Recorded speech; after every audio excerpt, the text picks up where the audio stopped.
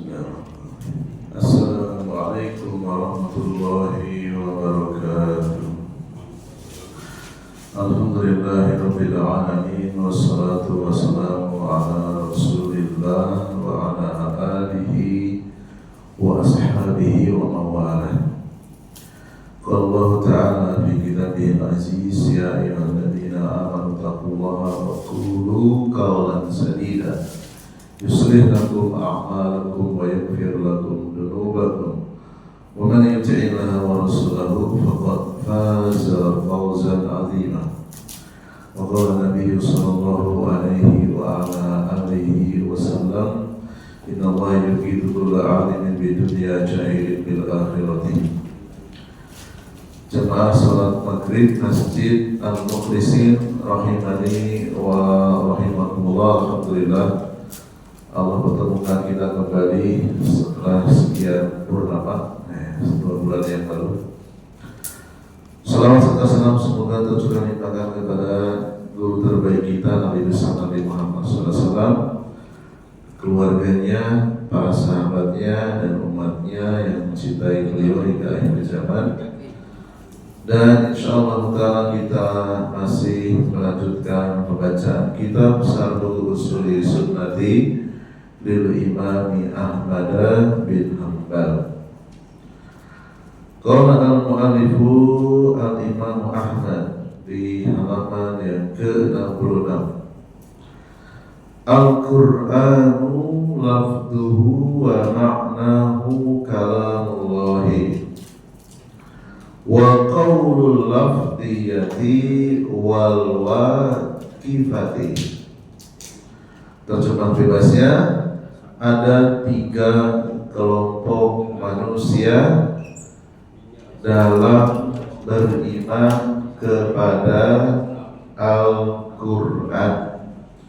Kelompok pertama meyakini Al-Quran itu adalah kalamullah, mencakup ucapan dan maknanya.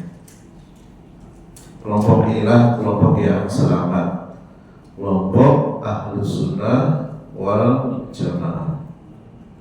Kelompok kedua, kelompok lafdiyah, dan yang ketiga kelompok waqifah. Qala Imam Ahmad rahimahullahu ta'ala wa iyyaka wa munadiratun man akhdala fihi wa man qala bil lafzi wa ghayrihi wa man waqafa fihi fa qala la adri makhluqun aw laysa min makhluqin wa innama huwa kalamullahi fa hadha sahibu bid'atin mislu man qala huwa makhluqun wa innama huwa kalamullahi laysa bi makhluqin. Kata Al-Imam Ahmad rahimahullah ta'ala, berhati-hatilah dari berdebat dengan orang yang sesat, yaitu pertama orang yang berkata, saya tidak tahu apakah bacaan Al-Quran saya dan selain bacaan Al-Quran saya itu makhluk atau bukan. Sungguh Al-Quran itu kalamullah. Di sini ada beberapa kata yang mengandung hajut. Ya. Saya tidak tahu apakah bacaan Al-Quran saya yang tadi dibaca atau yang kemarin saya baca dan selain bacaan Al-Quran saya itu makhluk atau bukan ya. Sungguh Al-Quran itu kalamullah. Bagi orang awam mungkin ini perkataan yang biasa-biasa saja, karena orang awam itu tidak bisa mengetahui perkataan itu beracun atau tidak. Sementara para ulama tahu ini perkataan yang mengandung racun. Berhati-hatilah dari orang yang menyimpang, yaitu yang kedua, orang yang diam, tidak bersikap, tidak mengatakan apapun terhadap Al-Quran. dia tidak berani membantah kelompok yang menyimpang tadi. Dia hanya mengatakan Al-Quran kalamullah. Ini pun juga berbahaya karena tidak ada bantahan. Al-Quran itu bukan makhluk. Dia tak mau mengatakan seperti itu. Ya. Ini juga kelompok yang dianggap oleh para ulama berbahaya. Kedua kelompok ini dikatakan oleh beliau Al-Imam Ahmad radhiyallahu anhu sahibu bid'atin, ya, pelaku bid'ah. Dan kata beliau, dua kelompok ini dianggap sama dengan pelaku bid'ah yang mengatakan, ya, Al-Quran itu makhluk, ya, disamakan. Dan yang benar adalah harus tegas, wa innama huwa kalamullah, sungguh Al-Quran itu kalamullah, dipertegas, laisa bimakhluqin, bukan makhluk. Ini pernyataan Al-Imam Ahmad yang beliau tulis pada abad ketiga. Artinya beliau masih masuk kategori generasi terbaik yang dikatakan oleh Rasulullah sebaik-baik manusia. Qala Asy-Syarih, berkata pensyarah kitab ini Syekh Abdul Aziz Ar-Razi'i, Al-Quran kalamullah wa kalamullahi sifatun min sifatihi wa sifatullahi laisa bibainatin minhu ay munfasilatun anhu wallahu bizatihi wa asma'ihi wa sifatihi huwa al-khaliqu wa ma siwahu makhluqun. Penjelasan dari Syekh Abdul Aziz Ar-Razi'i hafizallahu ta'ala, Al-Quran itu adalah kalamullah, ucapan Allah. Dan yang namanya ucapan Allah itu pasti sifat Allah, ya. Kaidah secara umum, sifat-sifat Allah itu tidak mungkin terpisah dari dirinya.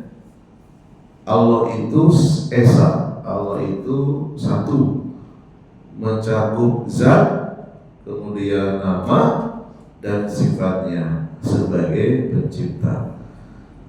Adapun selain Allah adalah yang diciptakan atau makhluk. Oleh sebab itu Al-Imam Ahmad rahimahullah ta'ala beliau berkata, wal Qur'an kalamullah yakni alfaduhu wa hurufuhu wa ma'anihu, ya. Jadi Al-Quran itu satu kesatuan. Al-Quran itu ucapan Allah, terdiri dari ucapan, huruf dan maknanya. Kullu dzalika kalamullah. Ini semua disebut kalamullah. Di annal kalama ismun lil hurufi, ya, yang namanya kalam itu pasti memiliki huruf wal ma'ani dan arti, ya. Sesuatu yang didengar oleh telinga ada artinya, ada ucapannya, ada hurufnya. Wa hadha huwa as-sawabu fi musammal kalami min haitsu huwa ismun lil lafzi wa lil hurufi wa lil ma'ani. Kama anna musammal insana ismun lir ruhi wal jasadi wa huwa as-sawabu alladhi alayhi ahlul lughati wa alayhi al-muhaqqiquna. Wa hadhihi hiya aqidatu ahli sunnati wal jamaati kama qarrara al-Imam Ahmad bin Hanbal, Imam ahli sunnah wal jamaah. Inilah ucapan yang benar ketika menyebut ucapan, ketika menyebut kalam. Yang namanya kalam itu otomatis terdiri dari huruf dan arti, ya, itu namanya kalam, ya.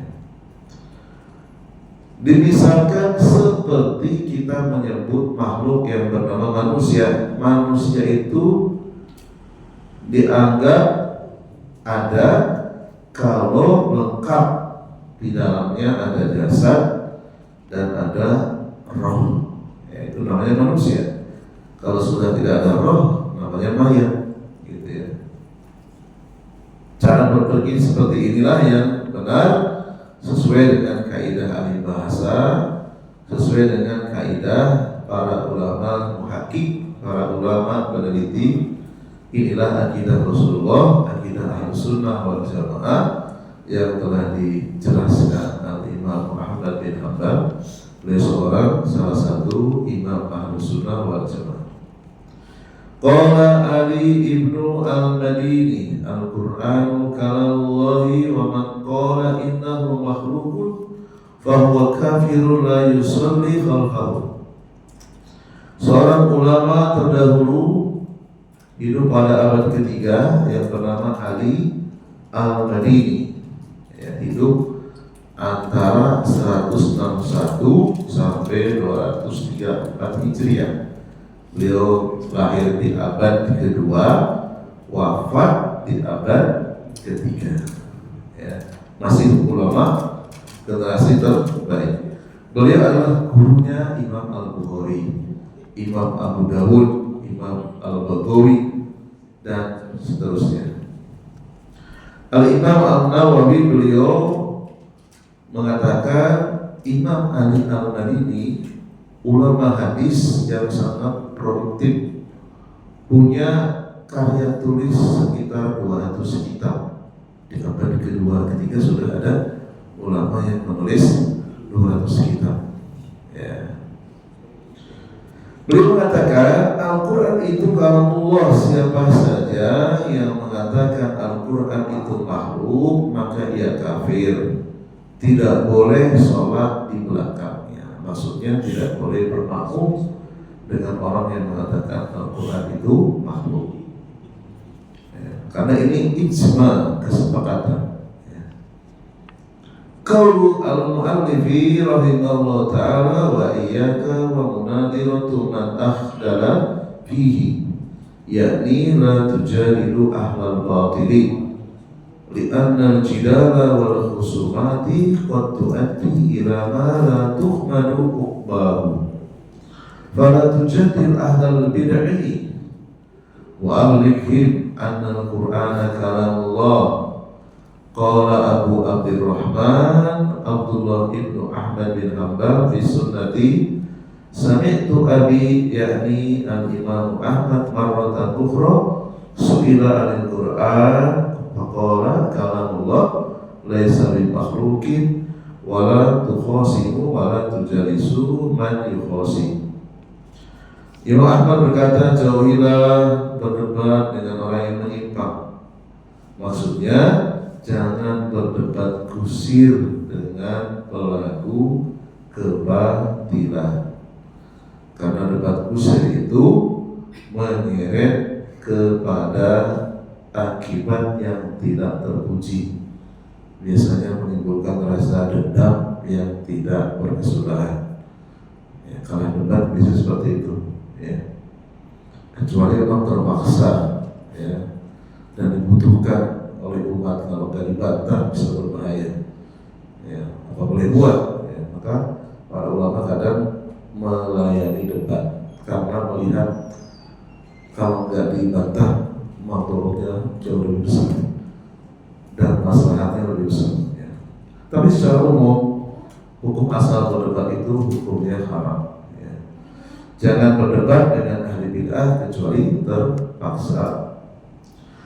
Ablighi, sampaikan saja bahwa Al-Quran itu adalah kalamullah, jangan ragu, jangan diam, ya. Abu Abdurrahman Abdullah anaknya Imam Ahmad dalam kitab As-Sunnah berkata, aku mendengar ayahku yaitu Imam Ahmad pada suatu waktu ditanya tentang Al-Quran, beliau tegas menjawab, Al-Quran itu kalamullah bukan makhluk, ya. Janganlah kalian memperdebatkannya. Janganlah duduk dengan orang yang suka mengajak debat, ya. Qala al-mu'allifu wa man qala bil lafzi wa ghairi wa man waqafa fihi faqala la adri makhluqun aw laysa bil makhluqin wa innama huwa kalamullah fa hadha sahibu bid'atin mislu man qala huwa makhluqun wa innama huwa kalamullah laysa bil makhluqin, ya. Penjelasan dari perkataan Imam Ahmad, siapa saja yang berkata saya tidak tahu apakah bacaan Al-Quran saya dan selainnya itu makhluk atau bukan.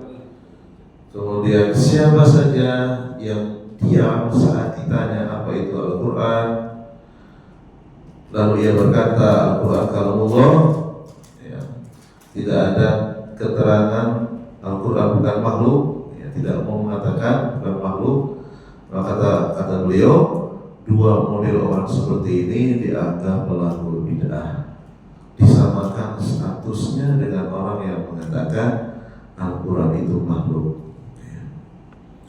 Sungguh yang benar adalah mengatakan Al-Quran itu kalamullah bukan makhluk. Pengajian membahas Al-Quran itu kalamullah, jamaah sekalian rahimani wa rahimakumullah.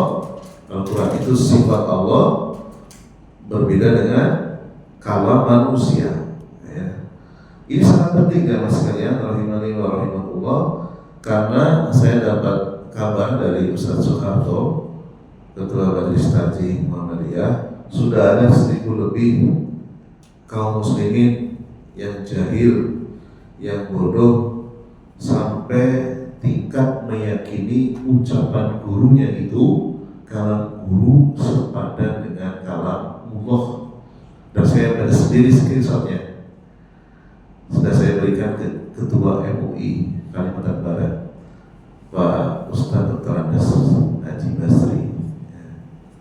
Sekarang lagi diproses, ya. Yang melaporkan adalah mantan muridnya, mantan murid Thariqat, ya, 3 tahun dia ikut aktif, lalu melihat banyak sekali penyimpangan akidah. Di antaranya adalah kalam guru Thariqat itu sama dengan Al-Quran. Tentu ini adalah kata Ali Al-Madini rahimahullahu ta'ala tadi, orang seperti itu gimana? Keluar dari Islam, ya. Tidak boleh sholat di belakangnya, ya. Karena berbeda, ya, berbeda. Ucapan Allah itu sifat Allah, ucapan manusia sifat manusia. Sifat manusia dengan sifat Allah tidak boleh disamakan, ya. Dan rata-rata orang yang bergabung dengan thariqat ini memang kenyataannya tidak memiliki ilmu akidah yang mendalam, dangkal sekali. Ada yang S2, ada yang sarjana, ada yang ASN, teknisi laboratorium, ya. Itu banyak yang ikut, ya, karena tidak punya modal untuk menangkal racun tadi, ya. Saya pun tidak mampu. Ya, saya coba untuk menasihati satu orang yang sudah terkena racun pemikiran, ternyata tak mudah. Saya hanya bisa doakan saja. Saya ada diskusi 1 jam itu, tetap tidak mampu untuk mengembalikan ke awal. Ya, susah sekali. Ya. Hunada kalau ta'ifataini, disebutkan ada 2 kelompok yang sesat terhadap Al-Quran. At-ta'ifatul ula man taqulu bilafdi, kelompok pertama orang yang mengatakan bacaan Al-Quran saya ini makhluk atau bukan, ya. At-ta'ifatus tsaniyatu, kelompok yang kedua orang yang diam, tidak mau menjawab ketika ditanya apa itu Al-Quran, makhluk atau bukan, dia diam saja. Ini juga dianggap oleh para ulama berbahaya. Wa tawaifu ahli bid'ah fi hadza kalati. Secara detail, kalau tadi secara umum, sekarang secara detail, ada beberapa kelompok yang dianggap menyimpang, ya. Atau ifatul ula, kelompok yang pertama, qalu al-Qur'anu makhlukun, Al-Quran itu makhluk. Hada qaulul mu'tazilati, ini adalah kelompok Mu'tazilah, ya. Ini baru ahli bid'ah, ya. Ahli bid'ah itu bukan orang yang selamanya di bawah mata kaki, bukan, ya. Banyak orang yang atau gulu yang berlebihan. haula'i ahlu bid'atin. Inilah yang disebut ahli bid'ah. Yang pertama yaitu Mu'tazilah. At-Taifatus Tsaniyatu.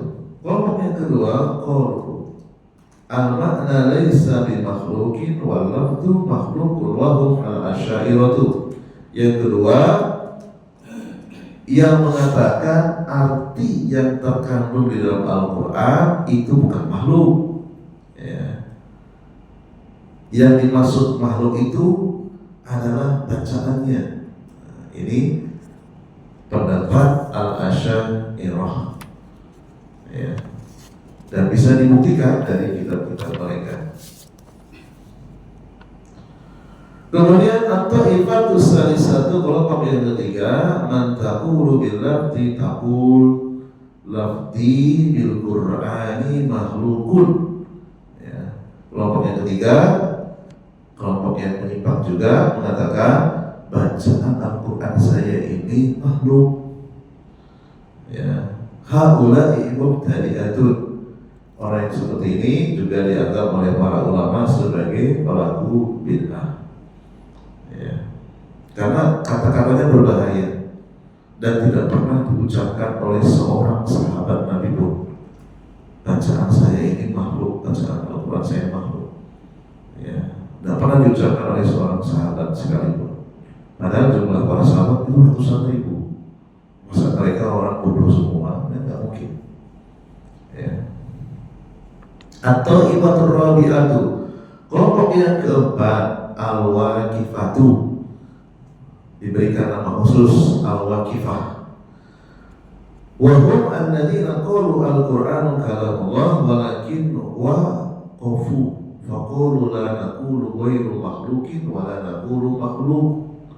Qala Abdullah ibnu al-Imam Ahmad fi kitabih as-Sunnah, sami'tu abi su'ila 'anil waqifati alladziina yaqifuna yaquluna la makhluqun wa la ghairu makhluqin. Faqala abi man kana yukhasimu wa yarfudu al-kalama fa huwa jahmiyun wa man la yarfudu al-kalama yujanabu hatta yarji'a wa ma la yakun lahu ilmun yas'alu. Kelompok yang keempat yaitu waqifah, mereka mengatakan Al-Quran kalamullah tanpa ada penegasan, ya, dia, ya, tidak ada ketegasan, bukan makhluk, ya. Anaknya Imam Ahmad yang bernama Abdullah disebutkan dalam kitab As-Sunnah, aku telah mendengar ayahku ditanya tentang orang-orang waqifah yang mengatakan bacaan Al-Quran yang keluar dari mulut manusia itu bukan makhluk, atau makhluk, ya. Maka ayatku berkata orang yang memperdebatkan dan menolak untuk berkata jujur maka ia adalah jahmiyun, ya. Orang yang mau berkata jujur hendaklah dijauhi sampai ia taubat, dan siapa saja yang tidak memiliki ilmu hendaklah dia bertanya, hendaklah dia datang ke pengajian yang membahas tentang akidah Nabi dan para sahabat. Warawa al-Ajuri fi as-Sari'ati an Abi Dawud as-Sijistani qala sami'tu Ahmad bin Hanbal su'ila allahu rukhsatun an yakula rajulu al-Qur'anu kalamullah summa yaskutu, yakni la yakulu makhlukun wa la ghairu makhlukin. Faqala wa lima yaskutu wa la ma waqa'a fihi an-nasu kana yasa'uhu as-sukutu walakin haitsu takallamu fi ma takallamu di ayyi syai'in la yatakallamu. Imam Al-Ajuri ini juga sama Imam Ahlussunnah yang hidup pada abad ke-4, ya. Beliau wafat 320 Hijriah, ya. Kalau misalnya 60 tahun saja umur beliau, berarti lahir di 240 kali, ya. 40-an, apa 60-an, ya. Menyampaikan perkataan ulama yang bernama Abu Dawud as-Sijistani dalam kitab Asy-Syari'ah. Aku mendengar Imam Ahmad bin Hanbal ditanya apakah boleh seseorang diberikan maaf. Misal ada seorang muslim berkata, Al-Quran itu kalamullah, lalu dia diam, tidak mengatakan dengan tegas Al-Quran itu makhluk atau bukan makhluk. Ketika dia diam, dan seandainya kaum muslimin tidak jatuh kepada kesalahan, maka hendaknya dia diam. Namun jika kaum muslimin banyak berbicara tanpa ilmu, maka atas dasar alasan apa orang wakifah itu tidak mau berbicara sesuatu yang benar? Justru ketika kita diam, di saat masyarakat itu menyimpang, diamnya kita dianggap oleh para ulama sebagai diam yang salah. Orangnya disebut setan bisu. Setan bisu, kalau saja berbicara tegas, Al-Quran itu bukan makhluk. Ketika banyak manusia yang menyimpang, jangan diam. Fal-waqifatu mubtadi'atun. Orang-orang waqifah itu dianggap oleh para ulama sebagai pelaku bid'ah. Walihada qala al-mu'allif rahimahullah ta'ala wa man waqafa faqala la adri makhluqun aw laysa bi makhluq wa innama huwa kalamullah fa hadha sahibu bid'ah ismu man qala huwa makhluqun la farqa bainahuma. Jadi orang waqifah menurut Imam Ahmad termasuk pelaku bid'ah. Oleh sebab inilah Imam Ahmad mengatakan siapa saja yang diam, saya tidak tahu, atau mengatakan saya tidak tahu apakah Al-Quran itu makhluk atau bukan. Sungguh Al-Quran itu kalamullah. Jadi ada kalimat beracun. Saya tidak tahu apakah Al-Quran itu makhluk atau bukan. Ini kalimat beracun. Walaupun dia katakan sungguh Al-Quran itu kalamullah, maka orang ini ahli bid'ah, dihukumi kebid'ahannya dengan orang yang mengatakan Al-Quran itu makhluk. Tidak ada beda di antara keduanya, karena perkataannya mengandung racun. Bainal waqifati wal lafdiyati. Kemudian dijelaskan oleh Imam Qutaibah bin Sa'id, beliau ulama abad ketiga. Qutaibah bin Sa'id wafat 240 Hijriah.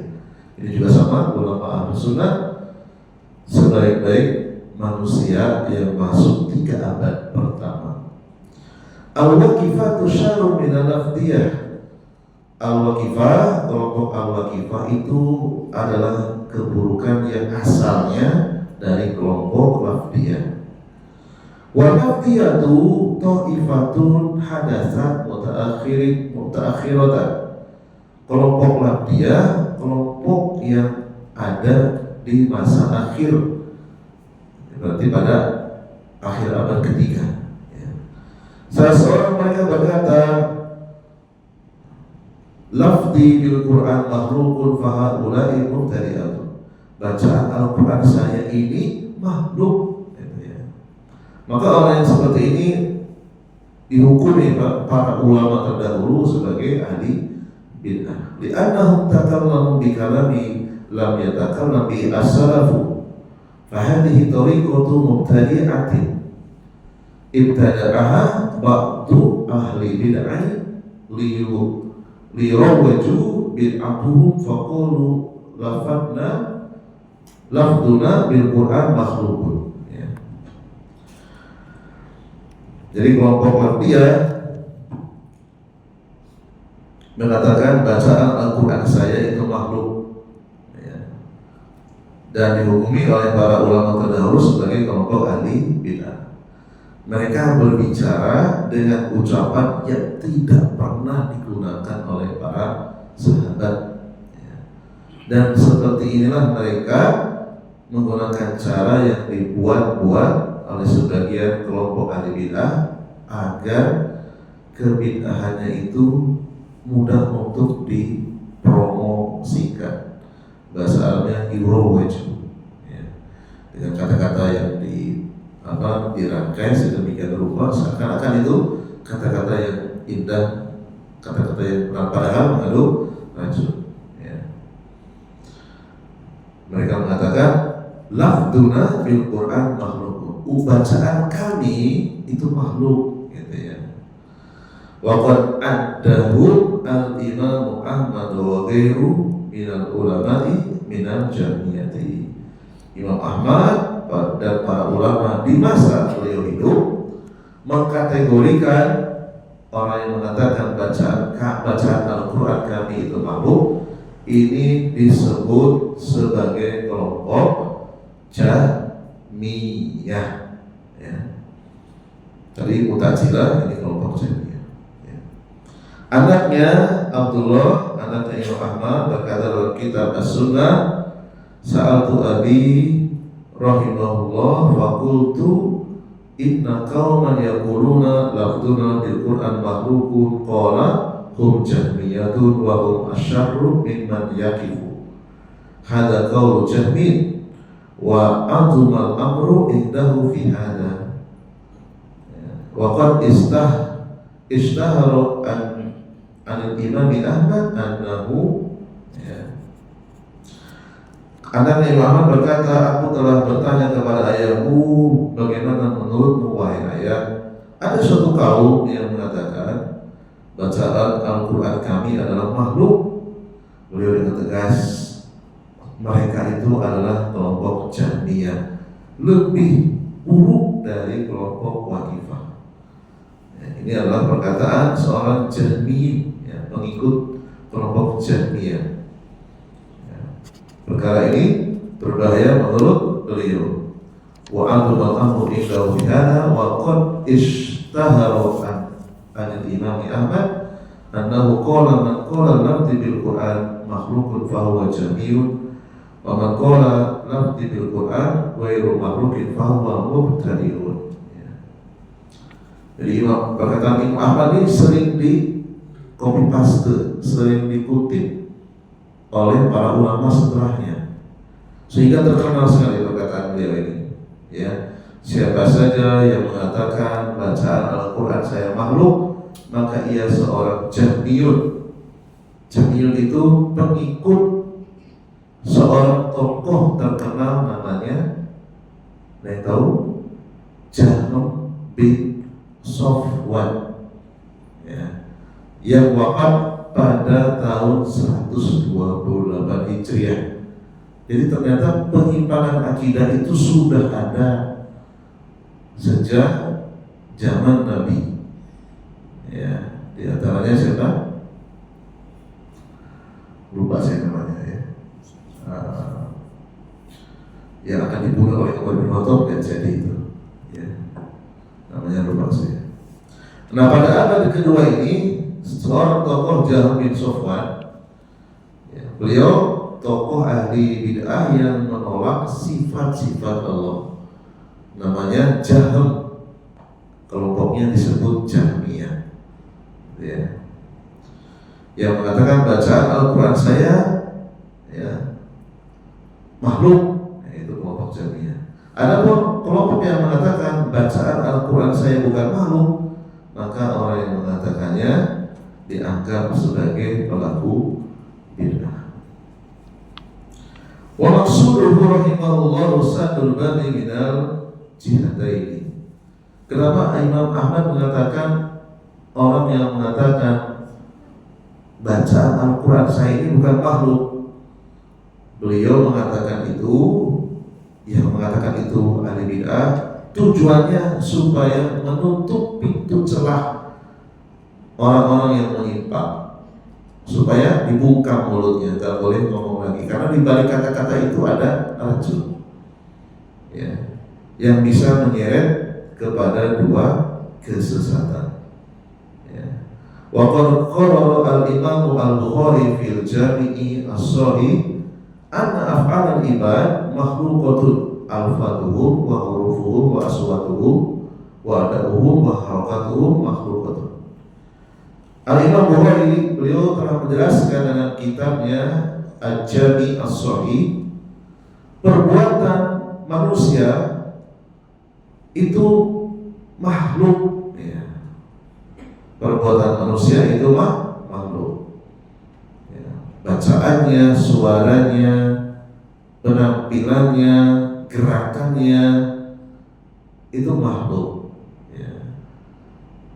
Al-Imam Bukhari. Lalu kenapa Imam Ahmad mengatakan orang yang mengatakan bacaan Al-Quranku bukan makhluk dianggap ahli bidah, untuk menutup celah, karena di balik perkataan itu nanti akan merembet kemana-mana kalau dibiarkan. Nanti kalau misalnya bacaan Al-Quran Ustaz saya itu makhluk, Ustaz saya kan dapat ilmu Al-Quran dari guru sebelumnya, berarti bacaan Al-Quran guru sebelumnya juga makhluk. Terus sampai kepada Rasulullah, bacaan Al-Quran Rasulullah makhluk, bacaan yang didengar dari malaikat Jibril kepada Rasulullah juga makhluk. Nanti bacaan yang didengar oleh Jibril juga makhluk. Ujung-ujungnya nanti membatalkan sifat Allah. Nah, itu ditutup sama Imam Ahmad. Ya, ditutup itu sama itu. Ujung-ujungnya nanti menolak Al-Quran. Ujung-ujungnya, gitu ya. Namun Al-Imam Bukhari beliau menjelaskan bahwa yang namanya perbuatan hamba itu mencakup ucapan, termasuk membaca Al-Quran, sebenarnya itu makhluk. Cuma berbeda kondisinya. Di zaman Imam Ahmad itu sangat kencang sekali orang yang menyimpang terhadap Al-Quran. Di zaman Imam Bukhari beda, orang sudah paham. Ya, orang sudah paham. Kalau ucapan manusia itu tidak perlu diucapkan, sudah tahu ucapan manusia itu makhluk. Ya. Entah itu ucapannya, hurufnya, suaranya, gerak-geriknya yang ada pada diri manusia itu makhluk. Wa amma kalamullah fa laysa bi makhluqin. Adapun kalamullah, ucapan Allah bukan makhluk.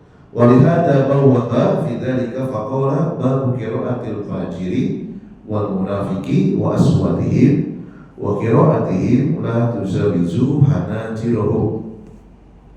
Oleh sebab itu Al-Imam Bukhari beliau membuat di dalam kitabnya bab dengan judul bab bacaan seorang berdosa al-fajir, bacaan seorang munafik, bacaan mereka tidak melewati kerongkongan mereka.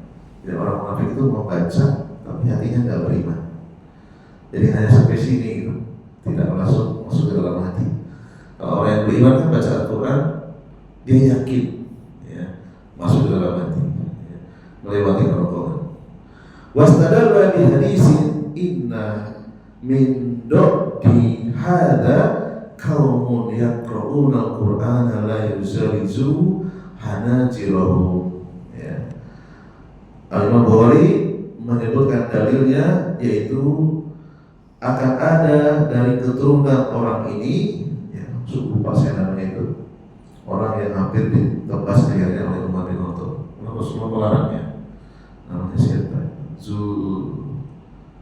Siapa namanya? Lupa itu. Dzulkhuwaisirah. Ya, namanya Dzulkhuwaisirah. Akan keluar dari orang ini, keturunannya suatu kaum, ya, yang membaca Al-Quran namun tidak melewati tenggorokan, hanya sampai tenggorokan, tidak melewati. Keturunan Dzulkhuwaisirah, baca Al-Quran tapi tidak paham maknanya, ya. Dan mudah sekali mengkafirkan kaum muslimin dan mudah untuk menjatuhkan darah kehormatan kaum muslimin tanpa hak. Wa dzakara adillatan fi hadza wa sarada adillatan ukhra fi kitabi khalqul af'alil ibad wa bayyana anna al-ibada makhluqun. Ya. Al-Imam Bukhari juga menyebutkan dalil yang lain di dalam kitabnya yang berjudul Penciptaan Perbuatan Manusia. Ya, jadi perbuatan kita itu juga diciptakan oleh Allah. Saya duduk di sini, itu ciptaan Allah. Anda duduk di lantai, ciptaan Allah. Kemudian orang yang sedang melakukan maksiat juga ciptaan Allah. Sudah pernah dibahas, ciptaan Allah itu ada yang berdasarkan kehendak yang Allah ciptai, ada juga perbuatan makhluk yang Allah ciptakan, Allah tidak mencintainya, dan itu dirahasiakan. Ya, dirahasiakan siapa yang melakukan maksiat, siapa yang melakukan kebaikan di masa yang akan datang, itu dirahasiakan. Kita tidak bisa menebak-nebak. Sebagian kaum muslimin Ya, ada yang menyangka adanya perbedaan akidah antara Imam Ahmad dan Imam Bukhari. Wadhanna ba'dun nasi anna hunaka ikhtilafan bainal imamaini, bainal Imam Ahmad wal Imam Bukhari. Wa qalu innal Bukhariya yuqarriru kalam al-lafdiyah aw madhhab al-lafdiyah hatta hajaru jama'atun al-imama al-Bukhari wa hajarahu Muhammad ibnu Ibrahim al-Zuhri wa qala man jalasa Muhammad ibnu Ismail ba'dana fahuwa mubtadi.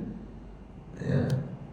Wa qad bayyana al-alamatu Ibnu Qayyim fi kitabih as-Sawa'iq al-Mursalah sababu hadhihi al-fitnah allati hasalat fi sufufil muhaddisaini wa anna hadzal fitnata hasala fiha lubsun wa sababuha amrani.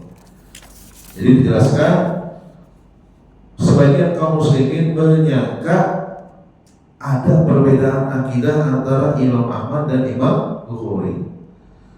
Orang-orang yang salah paham, ya, mereka berkata sungguh Imam Bukhari menetapkan ucapan kelompok ahli bid'ah, yaitu kelompok lafdiyah, kelompok madhab lafdiyah, sampai akhirnya banyak kaum muslimin yang tadinya ngaji ke Imam Bukhari menjauhi, boikot bahasa Arabnya hajar. Ya. Jadi hajar itu nempeleng, ya. Kalau bahasa Arab itu boikot. Ya. Di surat Al-Mudaththir disebutkan, ya, wasyabaka fatohir warujat mahjur ujur, itu bil amal, bil madinya hajar, bil mulanya yahjur, hajarlah, boikotlah berhala-berhala itu wahai Muhammad. Imam Bukhari itu pernah diboikot oleh seorang ulama ahli hadis juga yang bernama Muhammad bin Ibrahim al-Zuhri. Apa ucapan boikotnya? Ya, sampai ditulis oleh para ahli sejarah. Man jalasa Muhammad ibn Ismail ba'dana fahuwa mubtadi. Barang siapa yang duduk menghadiri kajiannya Muhammad bin Ismail, maksudnya menghadiri pengajian Imam Bukhari, maka dia dianggap mubtadi, dianggap ahli bid'ah. Ya, jadi boikot itu bukan hanya terjadi di masa-masa sekarang saja, sudah dulu sudah ada. Imam Bukhari pernah diboikot, sepi pengajiannya, diboikot. Kalau sekarang mungkin pamfletnya dicopot atau playernya dihapus, jangan disebar. Kajian Imam Bukhari ini sesat, tolong keluarkan posternya dari grup, hapus. Kira-kira gitulah. Ya.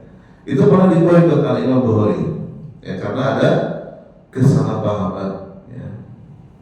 Boikot yang tidak pada tempatnya, boikot yang tidak sesuai dengan kaidah syariat. Boikot itu kalau dilakukan sesuai dengan kaidah boleh. Boikot produk Yahudi itu sesuai dengan kaidah syariat. Ya, boikot ucapan ulama Syiah itu sesuai dengan kaidah syariat. Ya. Dan saya juga pernah diboikot, sudah biasa. Ya, pernah saya diboikot. Jadi kalau saya nggak boleh disebar gitu. Ya, karena grupnya itu yang adminnya adalah orang yang saya nggak mau menyebutkan nama, ya, orang yang mencuri sertifikat yayasan saya.